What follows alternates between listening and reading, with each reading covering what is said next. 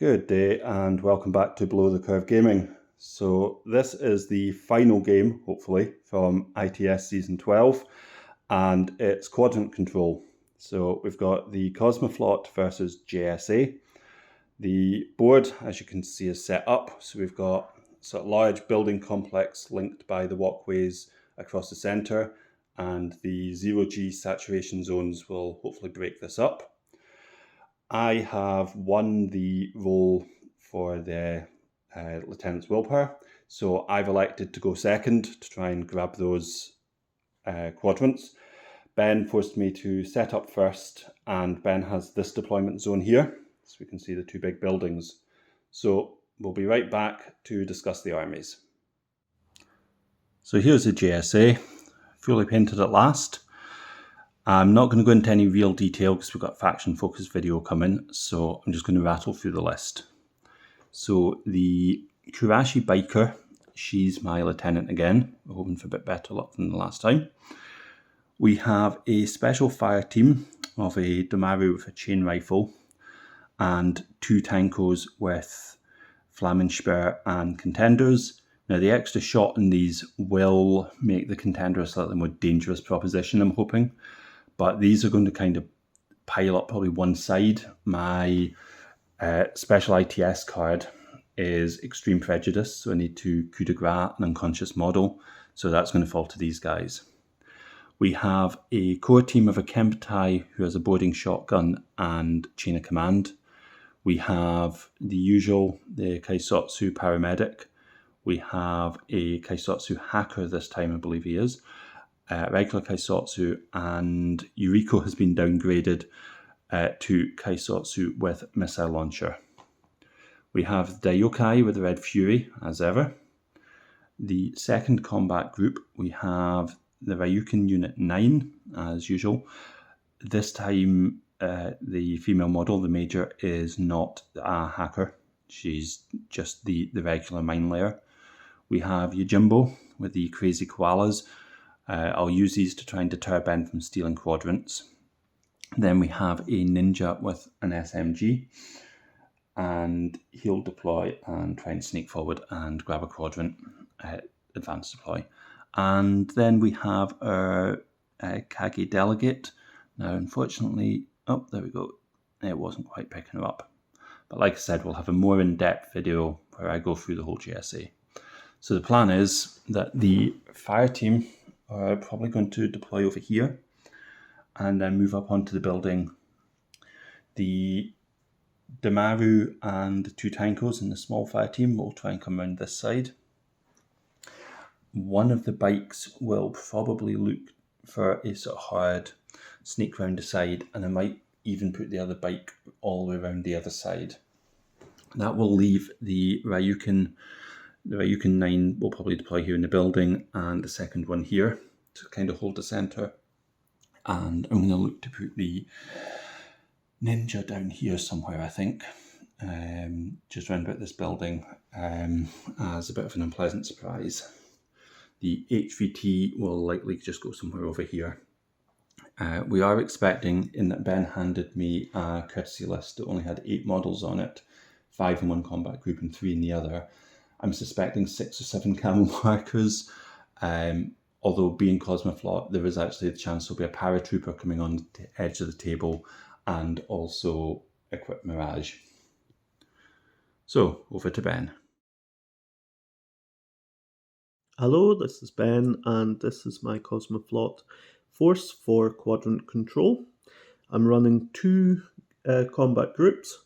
The first group is to the right, and it's a link team of the Kazakh Doctor, 3 Rakots, which is a forward observer with SMG, a lieutenant, which I'm just using as a rifle light shotgun profile, and a light shotgun chain rifle.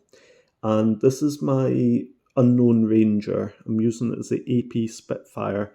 It's the Intel Spec Ops model with a 3D printed shield. So wanted something that was a wee bit different than the standard model. I've got Usha McNeil, which is using the Specialist Operative version, which is the 2 assault pistols, or the assault pistol plus 1 burst, and smoke grenades decharges. And then I've got Equip Mirage, Margot, and Duroc, who have parachutist and the deployment zone. So they'll hopefully be able to come on from the back, and if I can bring them on relatively early, get into one of the quadrants from the other side of the table and hopefully mop up any straddlers in his deployment zone. Group 2, I have a Zenit 7 with chain of command, hopefully to make use of the Lieutenant Order. I've never used a profile before, so I'm going to have a quick read of it before I get going, just so I'm aware of how the actual rule works. I've got my War Driver, which I'm using the Uhahu model from the Defiance, sorry, not Defiance, the Outrage manga set. I have a Fireteam Duel, which is a Varangian Guard and Caden First Strike Dawn, using his special Fireteam wildcard rule. I've got an SAS Forward Observer. Now, this is the profile with the chain rifle. The model's got the boarding shotgun, but I'm using that as a light shotgun because I haven't painted up the other SAS models I've got. And I had 10 points left over, and I wasn't quite sure what to use it on, so I have got a stand-in, which is one of my Caledonian volunteers, which is going to be a Rakot with a camouflage and infiltration. It's the SMG profile, but I didn't have an SMG Caledonian model or painted model to stand in with an SMG. But I'm hoping that it will maybe deter Martin. He might think it's either the Zenit or a decoy or Usha, although it doesn't have the mimetism on it, so I'll have to find an appropriate camo token. But it will hopefully be able to take some orders, move up the board, and add a few extra points into one of the quadrants.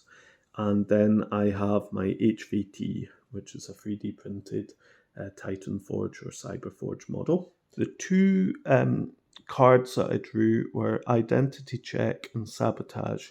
Now, I don't have many or any MSV visors.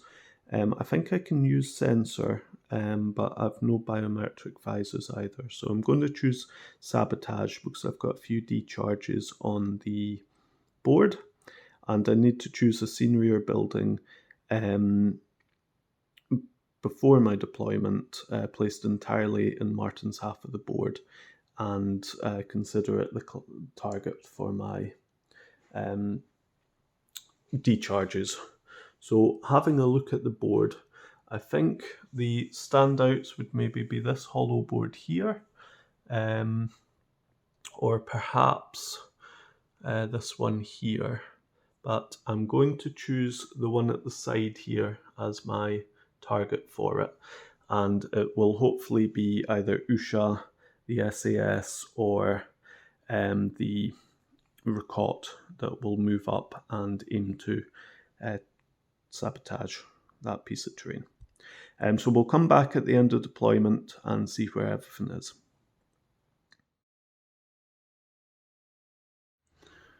Right, so the JSA are set up pretty much as I had suggested it would be. So we have the Biker Lieutenant down here.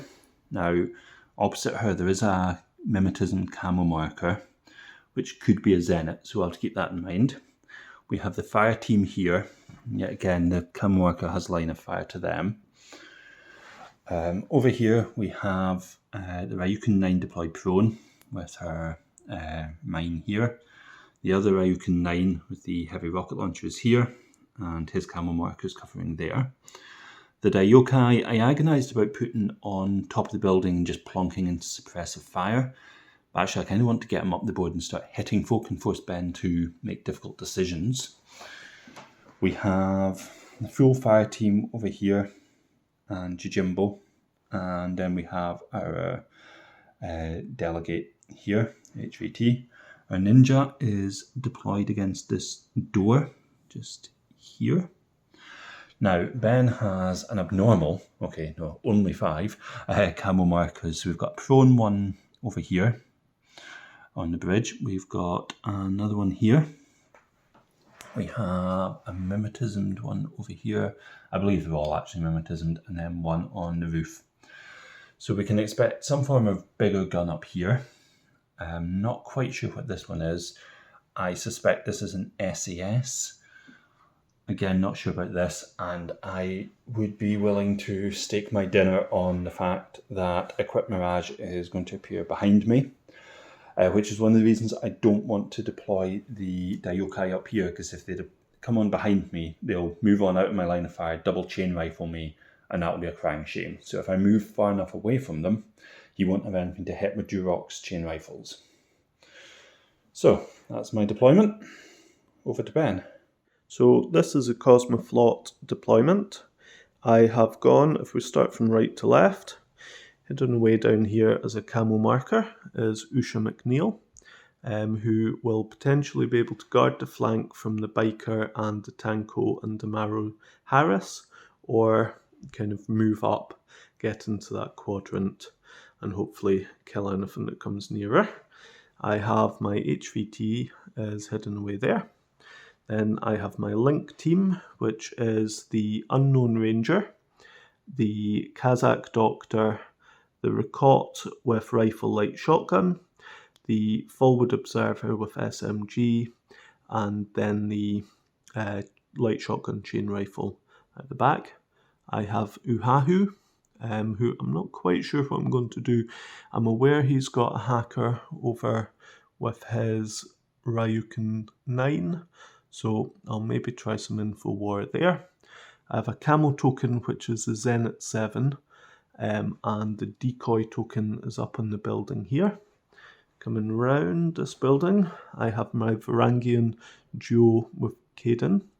My plan is to throw some smoke and start moving them up the board, turn 1, and then over here I have the infiltrating Rakot, which is hoping to take out this piece of terrain. However, the Link and Yojimbo may prove too much for it to deal with. It's a 10-point Rakot, so I may have to hold that off for a turn or two to try and thin them out or let them move elsewhere. And then on this walkway, I have my SAS, who is prone. The 0G, I believe, goes infinitely high, but I do have terrain total, so I'll be able to move through. Worst comes to worst, it can climb down and then put the decharges on the scenery. I do have Equip Mirage to come in. However, I believe Martin's well aware of this fact, in that when I passed my courtesy list over, he was very suspicious. So I'm expecting there might be some kind of deployment zone guards, as it were. So something I need to watch out for. We'll come back at the end of turn 1 and see how it's gone. So here we are at the end of the Kosmoflot turn 1. Martin spent a command token to reduce Group 1's orders by 2. And so I was down to 4 orders. I spent the tactical awareness order and then a regular order to move the fire team up. There was no AROs and currently no line of sight. The war driver spent an order to move into the building or on top of the building. Yet again, no AROs, no line of sight. And Usha spent 3 orders to move up, throw some smoke, and then moved forward. No AROs from the first move, but then the second move she popped out and fired at the Tanko, who dodged. Unfortunately, with 5 dice, Usha failed to hit because the Tanko's dodge of 6 beat all her rolls. In order pool 2, the camo marker here moved forward.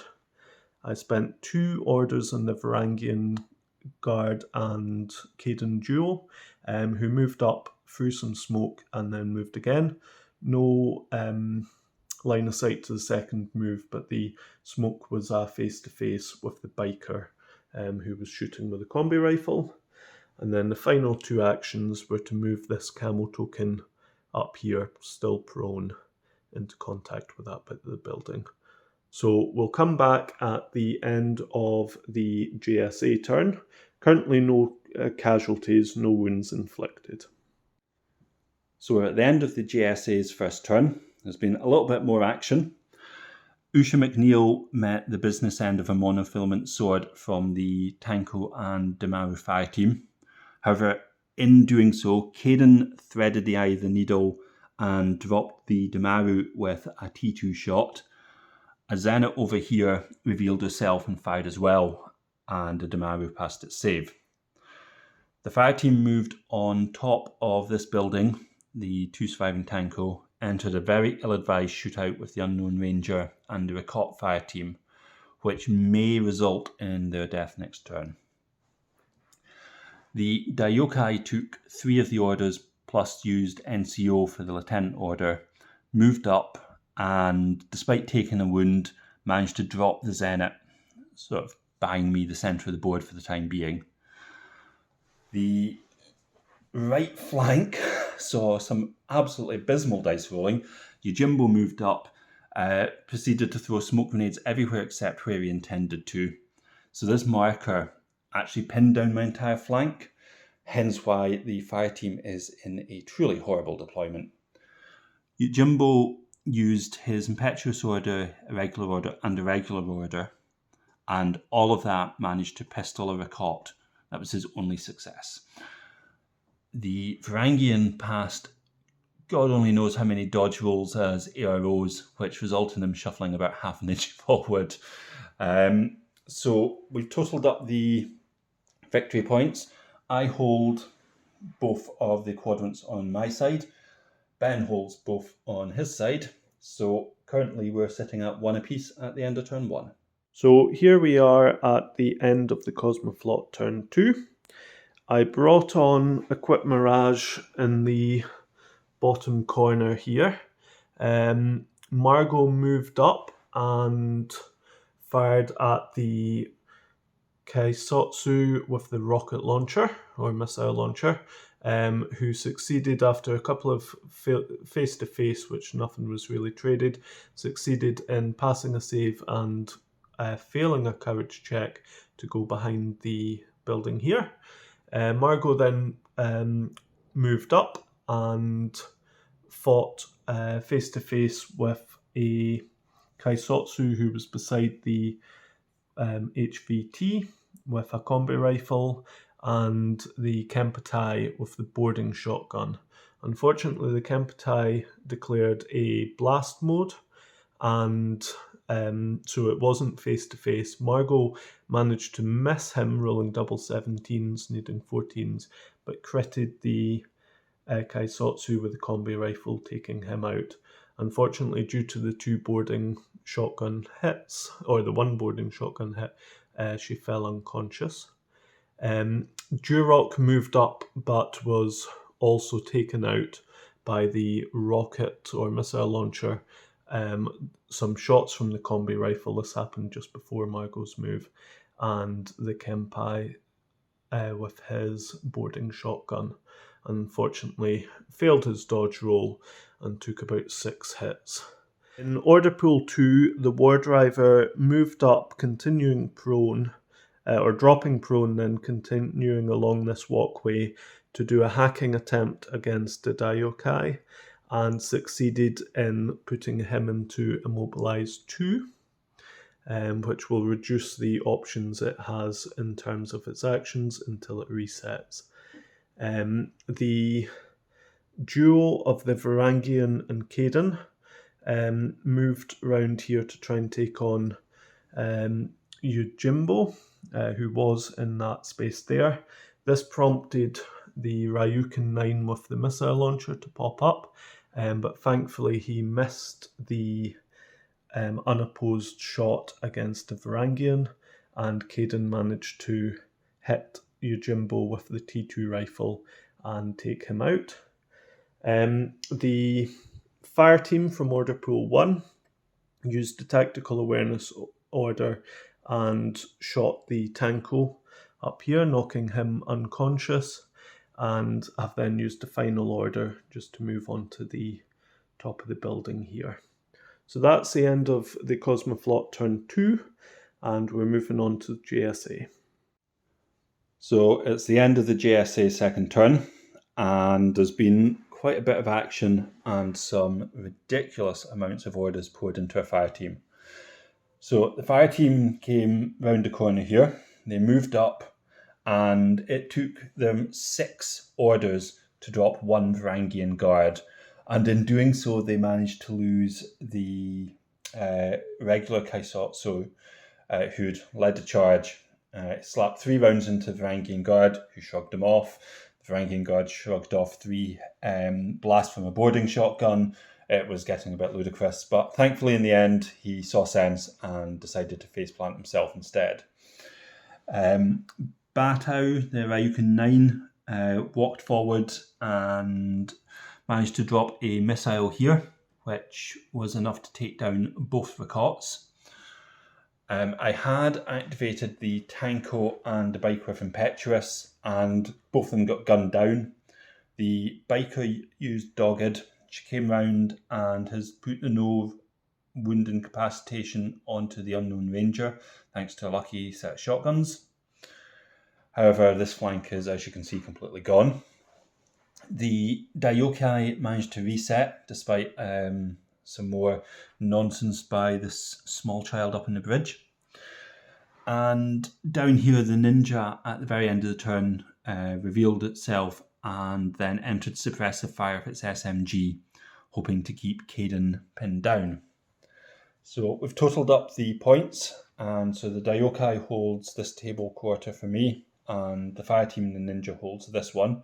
So I have 2. Clearly Ben's fire team holds this. The war driver's on this side, so Ben's got this one, and Caden holds this one. So we're currently finally poised at 2-2. So it's going to go down to the wire in the third turn.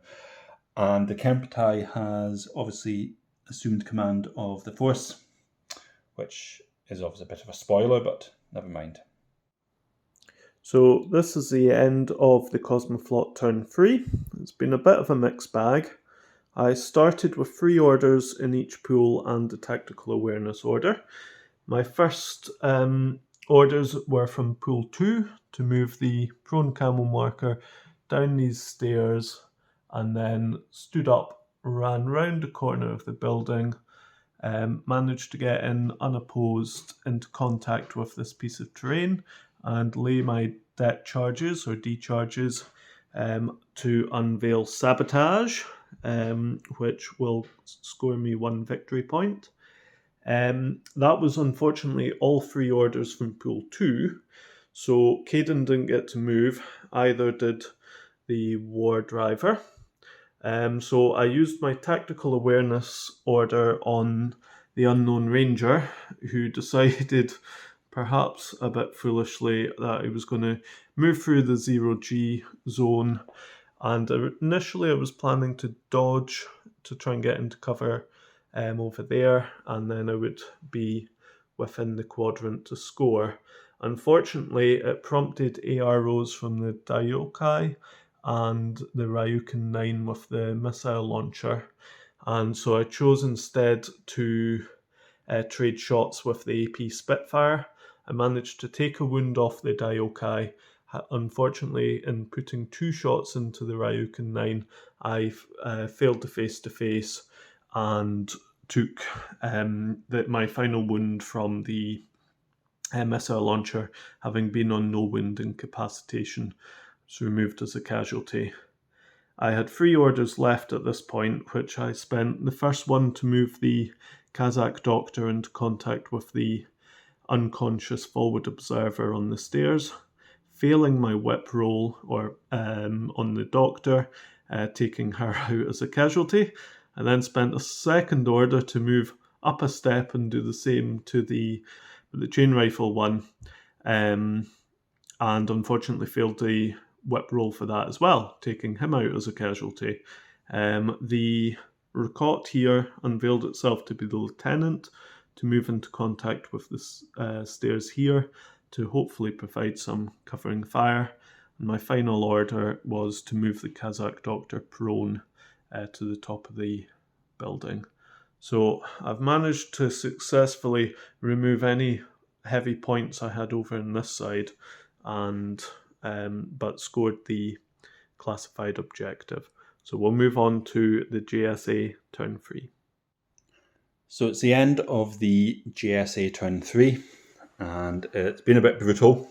The ninja attempted to move up onto this building, well, it succeeded in moving up in the building, and shot the war driver, rendering her unconscious. Unfortunately, in response, the ninja took a shotgun blast to the face.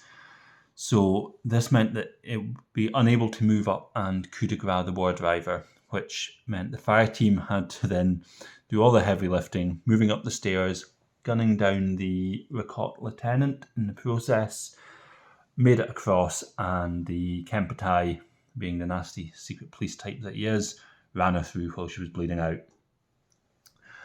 Then the Ryukin 9 moved over to contest this quarter. The Daiokai shot down the Kazakh doctor who'd stood up and shot the Kempetai. The Kempetai had passed his save. So at the end of the game, I scored Extreme Prejudice for my coup de grace, which gave me an extra point, taking me to 3. I hold more of the table quarters than Ben, and I hold the one closest to his deployment zone, or one of the ones closest. So that gives me an extra 1. So that means I have scored 6 in total. Ben scores his classified objective, giving him a total of 3. So the game ends 6-3 to the JSA. So regular viewers may notice a bit of a trend here. Thank you very much for watching. We hope you enjoyed the game. We have a promotion code from Helveticus Games, which I will put in the description below, which if you use it when you buy product from them, it will give you bonus points, I believe.